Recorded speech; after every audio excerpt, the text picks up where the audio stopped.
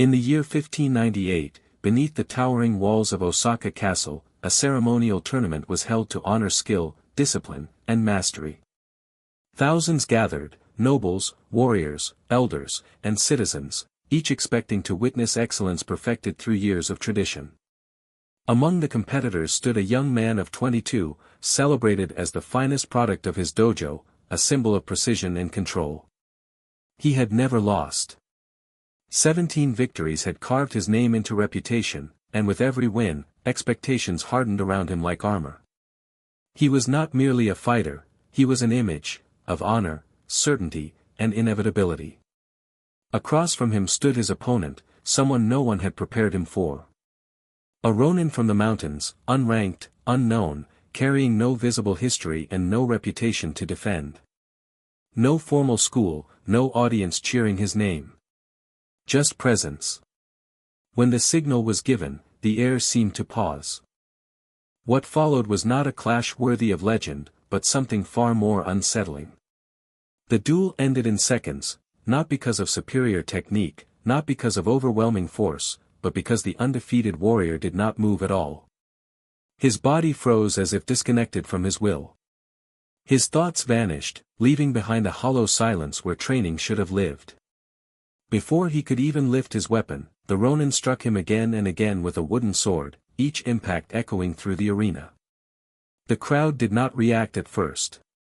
Silence stretched long enough to be unbearable.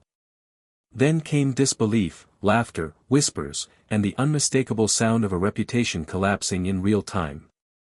The bruises on his face were shallow and temporary, but something deeper cracked open inside him. In that instant, under the weight of thousands of watching eyes, he realized that what failed was not his skill, but his sense of self. Everything he believed himself to be, discipline, mastery, control, evaporated the moment pressure arrived. He did not lose because he was weaker. He lost because the identity he had constructed could not survive uncertainty. As he stood there, humiliated and exposed, it became painfully clear that all his victories had prepared him only for success, never for failure. And when failure finally appeared, it revealed a terrifying truth: without winning, without approval, without the image he had spent his life maintaining, there was nothing solid left to stand on. That duel did not just end a streak, it marked the beginning of a collapse that would follow him long after the crowd dispersed and the arena emptied. 3 days after the duel, the estate that once felt like sanctuary became a prison of echoes. The young warrior sat alone in a quiet room, staring at the sword that had defined his entire existence, now resting untouched against the wall. For 22 years, his life had followed a single rhythm: training before dawn, repetition until exhaustion, silence over indulgence, discipline over desire. Every choice had been made in service of becoming what others admired. Yet now, with that image shattered, the sword felt foreign, almost accusatory. He replayed the duel endlessly in his mind, not searching for tactical mistakes, but trying to understand the moment where everything disappeared. It wasn't fear that stopped him, nor doubt, nor hesitation. It was emptiness. A complete absence of thought, instinct, and identity. His body had not betrayed him, it had simply received no command to move. In that hollow space, he discovered something far more painful than defeat: he did not know who he was without the role he had performed his entire life. His pride, his family's honor, his village's expectations, and his master's praise had all been woven into a single narrative: he was the disciplined one, the reliable one, the future. And in 8 seconds, that narrative collapsed. When he attempted to return to training, his hands shook uncontrollably around the hilt. Movements that once flowed naturally now felt stiff and artificial, as though he were imitating himself rather than being himself. His master watched in silence, sensing what the young man could not articulate. The sword was no longer an extension of his body, it was a reminder of failure. Other students trained nearby, some with sympathy, others with quiet judgment. The younger ones, who once studied his every move, avoided his gaze entirely. After a short while, his master sent him home, not as punishment, but because something essential was missing. He was present physically, but absent inwardly. That realization struck deeper than any strike he had taken in the arena. That night, for the first time in nearly a decade, he did not meditate. He did not practice. He did not prepare for the next day. Instead, he sat with the unfamiliar sensation of relief, as if laying down a burden he had been carrying for too long. Days passed, then weeks. What began as rest slowly transformed into avoidance. He told himself he needed time, yet every day away from discipline made returning feel more impossible. The structure that once anchored his life had dissolved, leaving him drifting without direction. When confronted by his father, the words exchanged were sharp and unrestrained. Accusations of shame met confessions of despair. The warrior confessed what he feared most, that his discipline had not made him strong, only dependent. That everything he had built his worth upon vanished the moment it was tested. And when his father demanded he rebuild, he could not answer, because he no longer knew what he was rebuilding or who he was meant to become. The warrior he thought he was felt like a mask that had cracked beyond repair, leaving behind not clarity, but a terrifying absence. As the weeks stretched into months, the young man's life unraveled quietly, without the drama of open rebellion or the chaos of obvious destruction. He did not run away, nor did he drown himself in vice. Instead, he simply stopped showing up, to training, to obligation, to the version of himself everyone remembered. At first, he told himself the distance was temporary, that clarity would return if he gave it enough time. But clarity never arrived. The days lost their shape without structure, blurring into one another until mornings and nights felt interchangeable. The discipline that once governed every breath had dissolved, leaving behind an unsettling freedom that felt less like relief and more like weightlessness. Without routine, his mind wandered in circles, endlessly revisiting the moment of the duel and the silence that followed. He no longer felt sharp pain or burning shame, those emotions required energy, and he had none left to give. What replaced them was numbness, a muted existence where even regret felt distant. Friends stopped visiting after his refusals became predictable.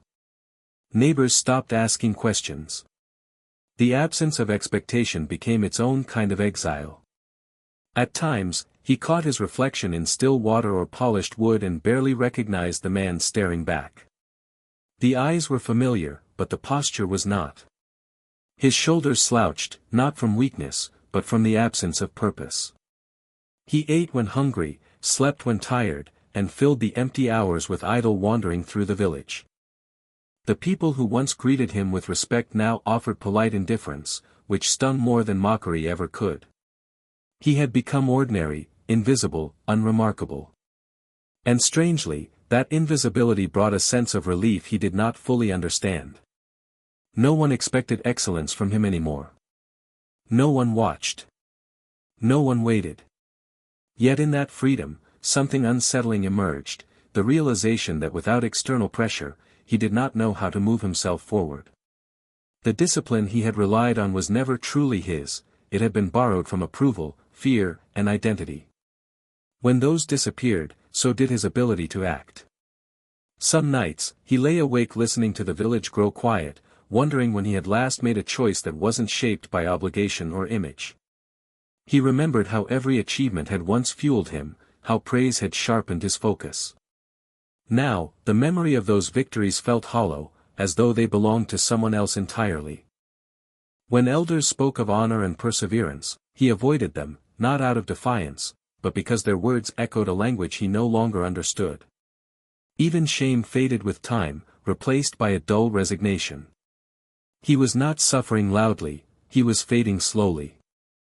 That was the most dangerous part.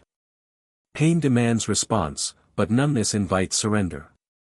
And surrender, he discovered, did not arrive as a single decision, but as a series of small absences, missed mornings, delayed intentions, postponed courage. Each day he waited for motivation to return, unaware that waiting itself was the very thing pulling him further away from himself. By the time he noticed how far he had drifted, the path back felt distant and unfamiliar. The warrior he once was did not feel lost, he felt irrelevant. And in that quiet irrelevance, he began to understand that collapse does not always announce itself with destruction. Sometimes, it simply asks nothing of you at all, until there is nothing left that you are willing to give. Winter arrived without ceremony, covering the village in a silence that felt heavier than snow. It was during this season, when movement required effort and comfort was scarce, that the man first sensed a subtle shift within himself. Nothing dramatic happened. There was no sudden surge of motivation or divine revelation. Instead, it began as irritation, an uncomfortable awareness that his days were passing without resistance. The numbness that once protected him now felt like decay. He noticed it in small moments, the way his hands no longer reacted instinctively to sudden sounds, the way his body hesitated before even simple tasks, the way his thoughts drifted toward excuses before intentions. For the first time since his withdrawal, this stagnation angered him. That anger, though faint, was alive, and that alone made it different from everything he had felt in months. He realized that waiting to feel ready had become a habit more binding than any rule he had once followed. Readiness, he saw now, was not something that arrived, it was something he used as permission to remain still. One morning, before the village stirred, he stepped outside into the cold without a plan, without a goal, without the familiar mental rehearsal that used to precede action. His breath clouded the air as he stood there, unsure what to do next. For a moment, the old reflex returned: analyze, structure, prepare. But instead of following it, he moved. He ran, awkwardly at first, his body stiff and unresponsive, lungs burning far sooner than they should have. It was inefficient, ungraceful, almost embarrassing. And yet, with each step, something loosened. The movement did not bring clarity immediately, but it broke the stillness that had held him captive. He stopped when exhaustion forced him to, not when logic dictated it. Standing there, chest heaving, he felt something unfamiliar: presence. Not confidence, not purpose, just the undeniable reality of being in motion. Over the following days, he repeated this without refining it. No schedule. No optimization. Some mornings he ran. Others he lifted stones, struck at posts, or simply practiced balance on frozen ground. The inconsistency would have once disturbed him, but now it felt honest. His body responded before his mind could interfere. Slowly, the fog in his thoughts began to thin. He noticed patterns not because he designed them, but because repetition revealed them. Certain movements felt natural. Others didn't. He adjusted without ceremony, without judgment. What surprised him most was how quickly improvement emerged when he stopped demanding it. The more he acted, the less he needed to convince himself to act again. Momentum replaced motivation. Effort replaced intention. He began to understand a truth that had eluded him before: discipline was not the result of strong desire, but of reduced friction between thought and action. The less time he allowed for hesitation, the less power hesitation held. Villagers noticed him again, not because he sought recognition, but because he was visible once more. His posture changed, not from pride, but from use. His movements regained sharpness, not through correction, but through repetition. He still failed often: missteps, clumsy strikes, days of fatigue, but failure no longer carried weight. It was simply information. Each mistake pointed forward instead of backward. In the evenings, when he rested, his mind was quieter. Not empty, but grounded. He no longer replayed the past obsessively. Action had anchored him in the present. Winter continued, indifferent to his internal shift, but he welcomed its resistance now. Cold demanded movement. Fatigue demanded rest. There was no room for illusion. Through this, he began to recover something deeper than skill, the ability to respond to life without needing permission. He had not found redemption or mastery, but he had reclaimed something far more essential: the courage to act without certainty. And in that imperfect motion, he sensed the return of a path, not clearly defined, not guaranteed, but real. For the first time in a long while, he was no longer waiting to become someone. He was becoming, one unrefined action at a time. As weeks passed, action began reshaping him in ways effort alone never had. What changed most was not his strength or endurance, but his relationship with resistance. Before, resistance felt like an enemy, proof that something was wrong, that he was failing or unworthy. Now it became a signal, neutral and useful. When his muscles burned, he adjusted his breathing. When his balance failed, he slowed his movement. When his focus wandered, he returned to the sensation of his feet against the ground. There was no drama in these corrections, no internal narrative about discipline or weakness. The body responded faster than thought, and thought gradually learned to follow instead of lead. This reversal was unsettling at first. He had spent years believing control came from the mind directing the body. Now he discovered something humbling: the body already knew how to adapt if the mind stopped interrupting. Each day became simpler. Wake. Move. Rest. Repeat. Not because of rules, but because deviation required more effort than consistency. The simplicity stripped away excuses. There was nowhere to hide behind complexity or philosophy. When he skipped movement, he felt it immediately, not guilt, but stagnation. When he showed up tired, movement still met him halfway. This reliability built trust, not in outcomes, but in process. He no longer asked whether progress was happening. He felt it in his timing, in the economy of motion, in the way his breath aligned naturally with exertion. Even his failures evolved. Instead of collapsing into self-judgment, he examined them with curiosity. Why did this movement break down? Where did attention drift? The questions were mechanical, not emotional. This shift freed energy that had once been wasted on self-criticism. He noticed how silence followed him now. Not the hollow silence of withdrawal, but a grounded quiet that made perception sharper. Sound seemed clearer. Time felt slower, fuller. Conversations required fewer words. When villagers spoke to him, he listened without rehearsing responses. He realized that presence extended beyond training. It altered how he occupied every moment. Even rest became deliberate. When he slept fully. When he ate, he noticed hunger and satisfaction distinctly, no longer numbing either with excess. One evening, after a particularly long day of physical work, he sat watching the sky darken. Fatigue settled into his bones, but it felt earned, clean. He reflected, not on who he had been or who he hoped to become, but on what he had done that day. The list was unremarkable: moved, corrected, persisted. Yet it felt sufficient. For the first time, sufficiency did not feel like settling. It felt complete. He understood then that his earlier collapse had not been caused by weakness, but by imbalance. He had invested everything into performance and nothing into recovery, everything into image and nothing into presence. The body could not sustain what the mind demanded. Now the demands were modest, but consistent, and the system stabilized. He no longer needed to prove anything, not even to himself. Proof emerged automatically through repetition. On days when doubt surfaced, as it still did, he did not argue with it. He moved anyway. Doubt, he learned, did not disappear through reasoning, it dissolved through action. Each completed movement shortened the distance between intention and execution. Over time, that distance nearly vanished. He acted before doubt could assemble into a story.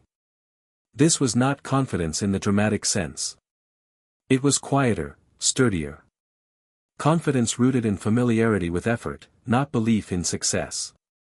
He began to recognize a deeper pattern: identity was no longer something he carried, it was something generated moment by moment through behavior. When he moved with attention, he was attentive. When he endured discomfort, he was resilient. There was no fixed self behind these actions, only the actions themselves. This realization relieved him. If identity was fluid, then no single failure could define him again. Each day reset the equation. Each choice mattered, but none were final. In this understanding, fear lost its sharpness. The future no longer felt like a test he might fail, but a sequence of moments he would meet as they arrived. He did not know where this path would lead, and for the first time, that uncertainty felt acceptable. The work itself was enough. The act of showing up had become its own reward. And without announcing it, without ceremony, he crossed a quiet threshold, from someone recovering from loss to someone grounded in practice. Not healed, not perfected, but stable. Moving. Present. Alive. With stability came a new challenge, subtle, easily overlooked, yet more dangerous than exhaustion or doubt. Familiarity began to soften the edge of his practice. Movements flowed more smoothly now, breath settled into rhythm, and effort no longer felt confrontational. This comfort carried a quiet risk. He noticed moments where his body moved correctly while his attention drifted elsewhere, replaying fragments of thought, anticipating the next action instead of inhabiting the current one. The motions were efficient, but hollow. It reminded him of who he had once been, skilled, disciplined, yet absent. The realization unsettled him. He understood then that presence was not a destination reached and kept, but a condition requiring constant renewal.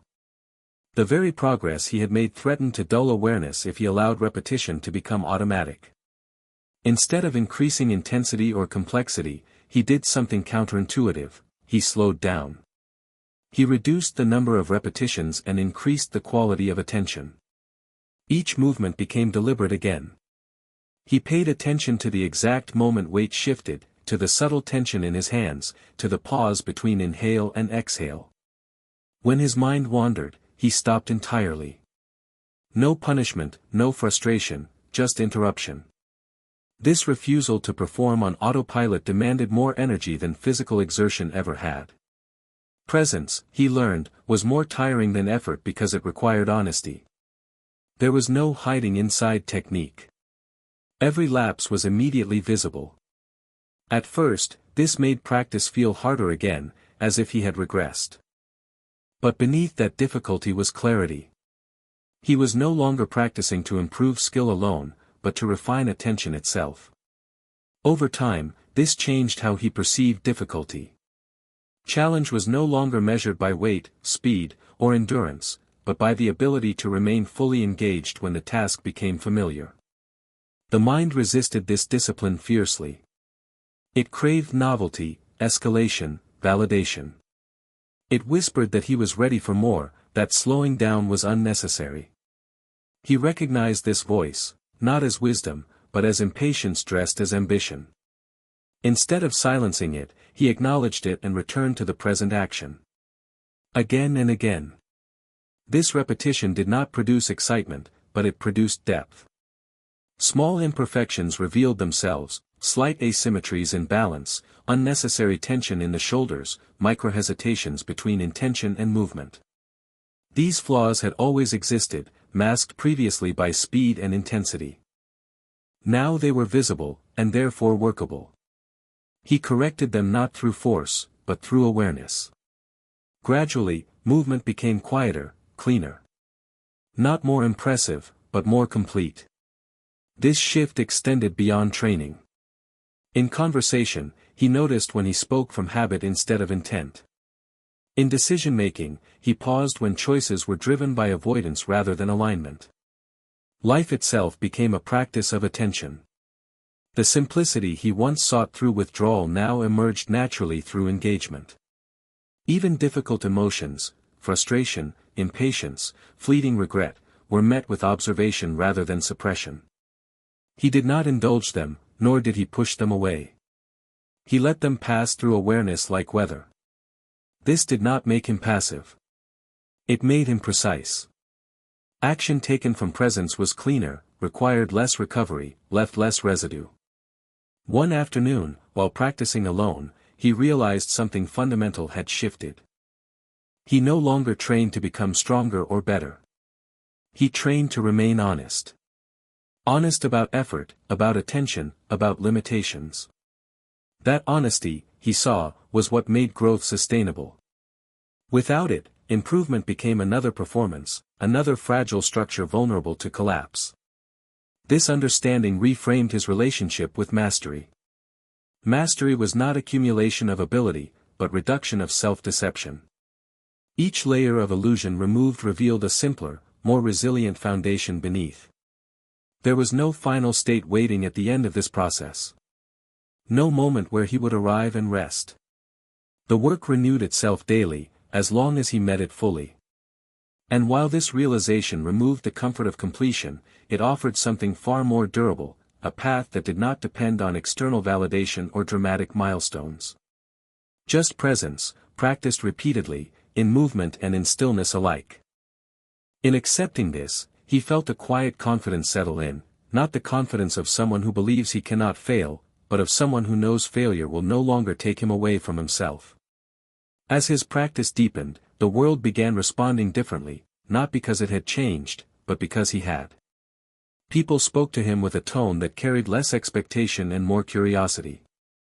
They sensed something unforced in his presence, a steadiness that did not seek approval or admiration. He did not advertise his discipline or explain his transformation. In fact, he avoided speaking about it at all. Words, he had learned, were easy to misuse, especially when they replaced action. Instead, he allowed his behavior to speak quietly over time. When challenges appeared, he met them without dramatizing their importance. When praise came, he acknowledged it without absorbing it into his identity. This neutrality was not indifference, it was balance. He understood now how easily attachment formed around both success and failure, and how destructive that attachment could be. One evening, a younger man approached him, eyes heavy with frustration, movements sharp and restless. The questions came quickly: how to rebuild discipline, how to recover after failure, how to stop feeling lost. He listened without interrupting. When the questions ended, he did not offer advice or reassurance. He asked only one thing: what did you do today? The young man hesitated, then listed intentions, plans, and reasons. He shook his head gently.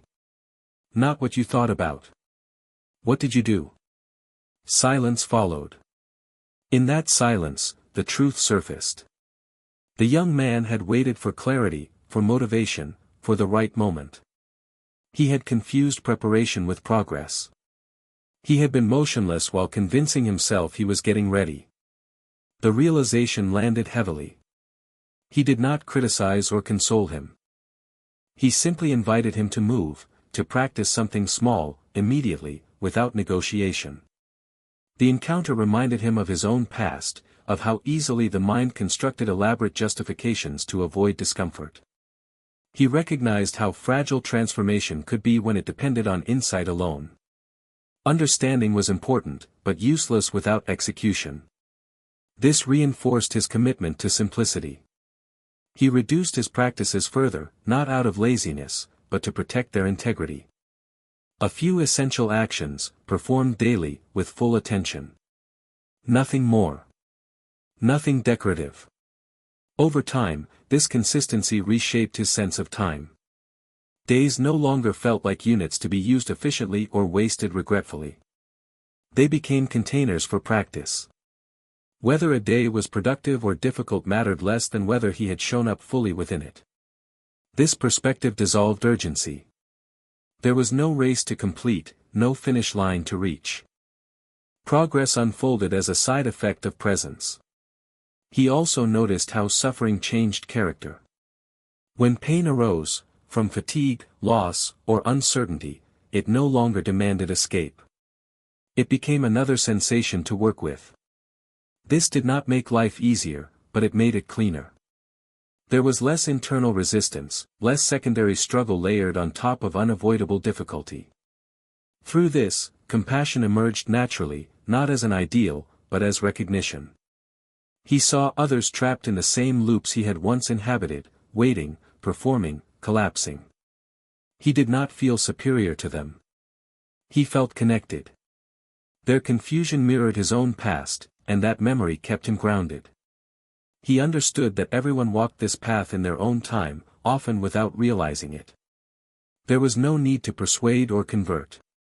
His responsibility was limited and clear: practice honestly, respond sincerely, and act when action was required. That was enough.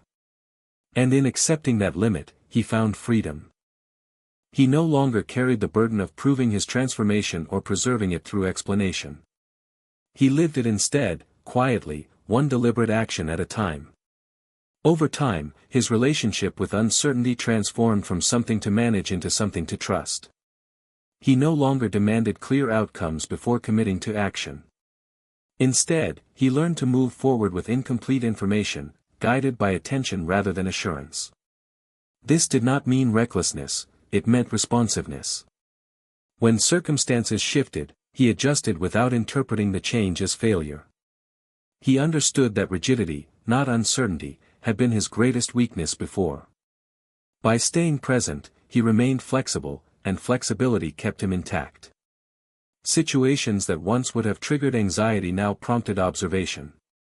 He asked fewer questions about meaning and more about alignment. Was this action grounded? Was it honest? Was it necessary? If the answer was yes, he moved.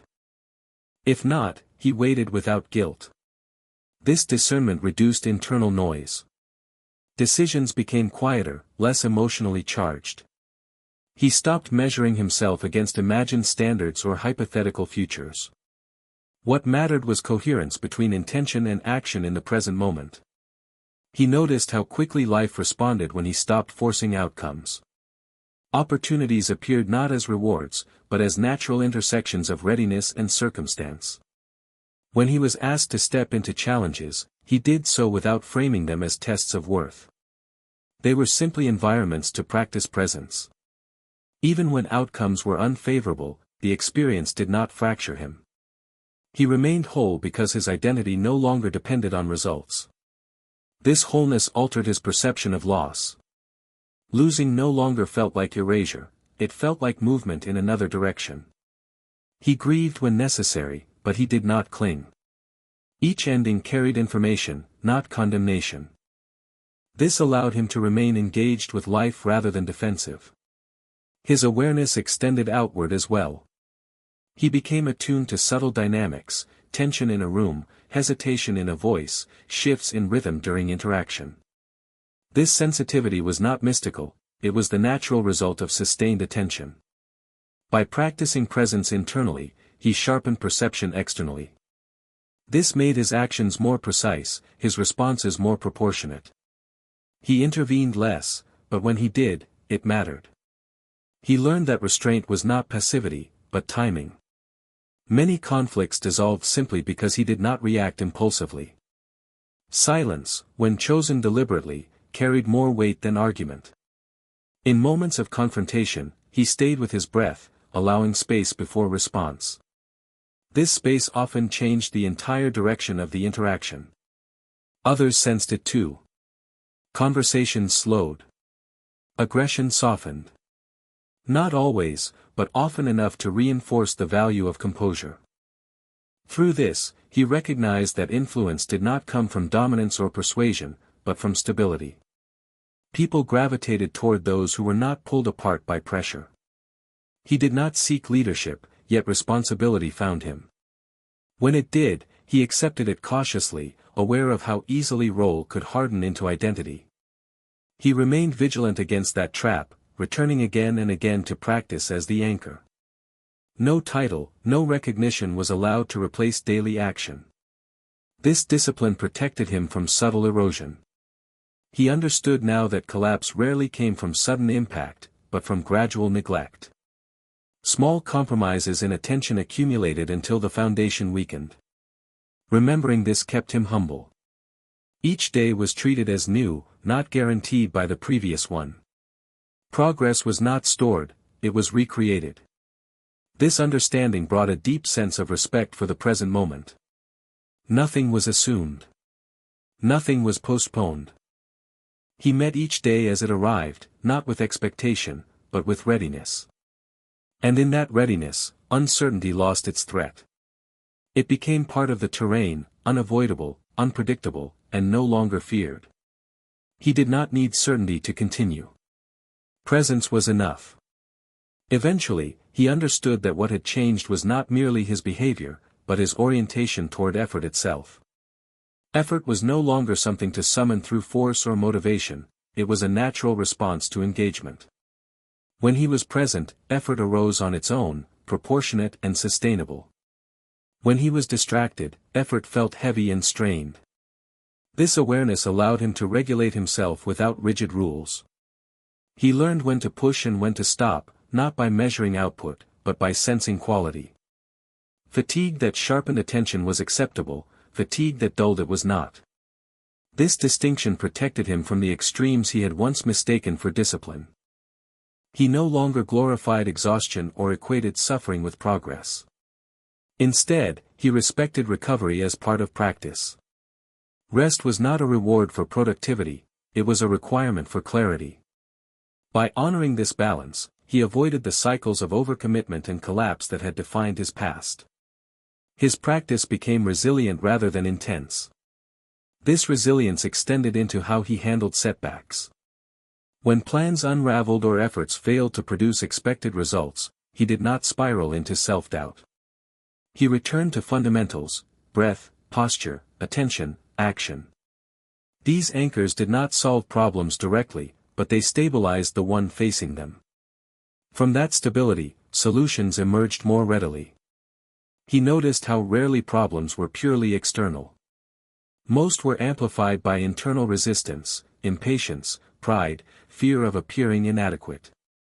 By reducing that resistance, challenges shrank to manageable proportions.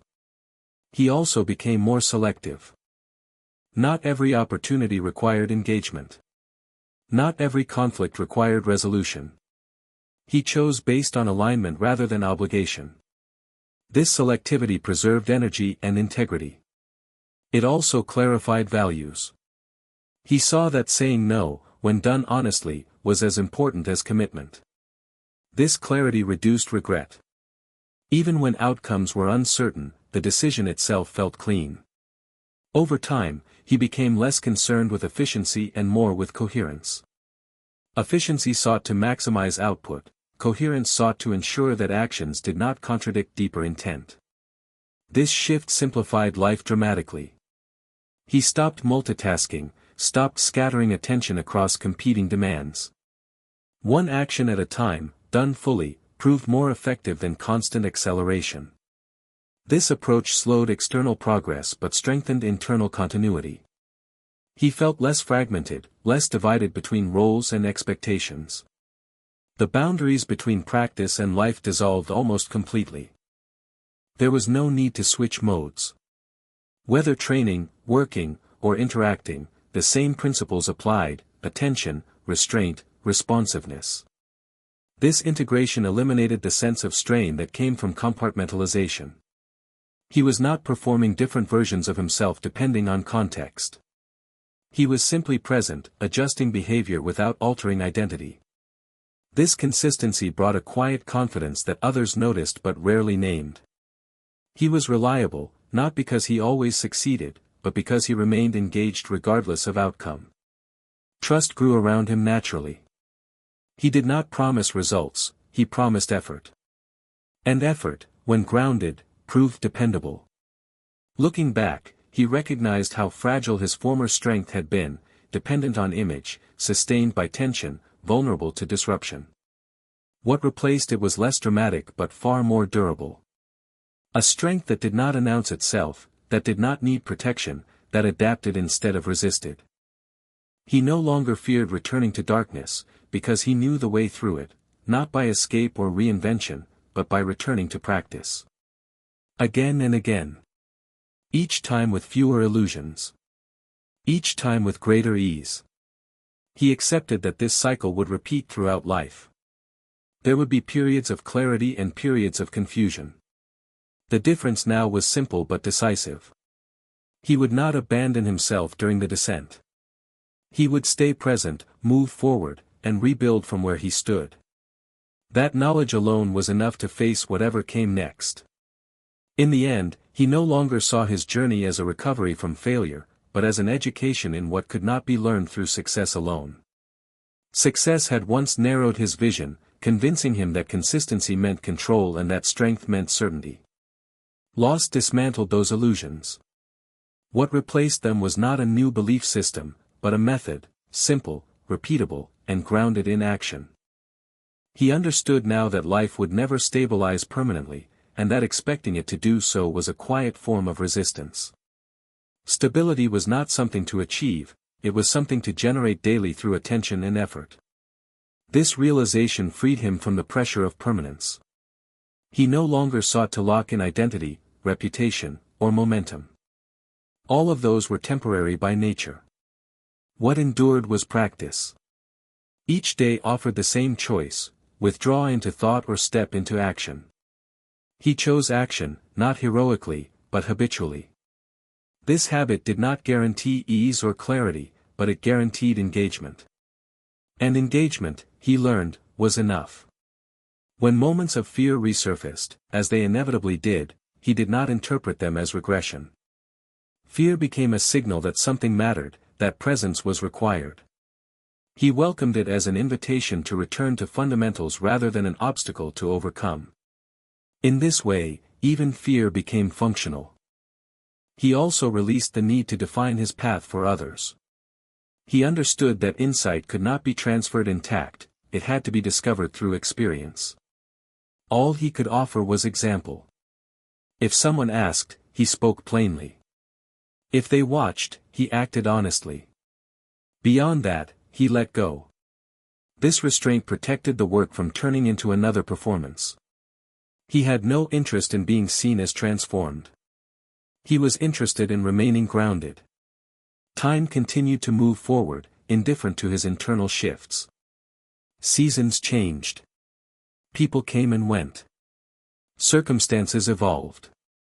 Through all of it, he returned to the same anchors: breath, movement, attention. Not because they were sacred, but because they were reliable. They met him where he was, regardless of condition.